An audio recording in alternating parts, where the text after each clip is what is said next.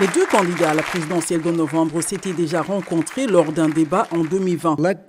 Que les gens Il ne sachent. veut pas répondre à cette question. Je ne veux pas répondre à cette question. Pourquoi ne répondriez-vous pas à cette question? L'un d'entre eux était à son premier mandat présidentiel. J'ai fait plus en 47 mois. J'ai fait plus que vous en 47 ans, Joe.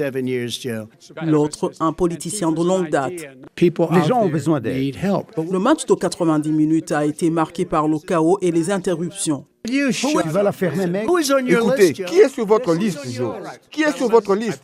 C'est si peu présidentiel.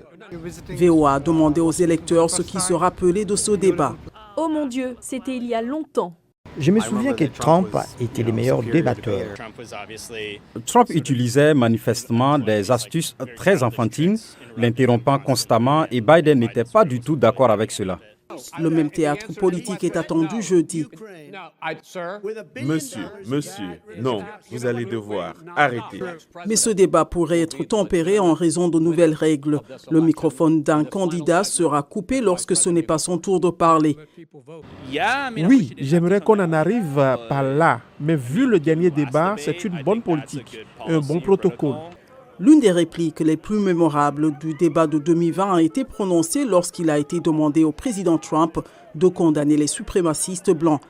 Des garçons fiers, les fiers garçons, reculez et restez à l'écart. On a demandé aux deux hommes s'ils accepteraient les résultats des élections cette année-là. Si les élections sont équitables, je suis d'accord à 100%. Mais si je vois des dizaines de milliers de bulletins de vote manipulés, je ne peux pas accepter cela. Je l'accepterai, et lui aussi. Vous savez pourquoi? Parce qu'une fois que le vainqueur sera déclaré, que toutes les votes auront été comptés, ce sera la fin de l'histoire. Lorsque Trump a perdu l'élection, ses partisans ont pris d'assaut le Capitole le 6 janvier pour tenter de renverser le résultat. Les analystes prévoient que ce débat ne fera pas changer d'avis les électeurs qui ont déjà pris leur décision. Les partisans de Joe Biden ne tiendront pas compte de ces lapsus ou de ces inexactitudes, car Joe Biden est comme ça. Il a toujours été comme ça. Et les partisans de Trump vont également dire que, c'est juste Trump. Il s'exprime sur un coup de tête. Prenez-le au sérieux, pas au pied de la lettre. Ben Cox, un électeur indécis, c'est ce qu'il veut voir jeudi. Beaucoup plus d'amour, je pense, pour nous rassembler. Un deuxième débat entre les candidats à la présidence est prévu en septembre, mais cela pourrait dépendre de la façon dont les choses se dérouleront jeudi.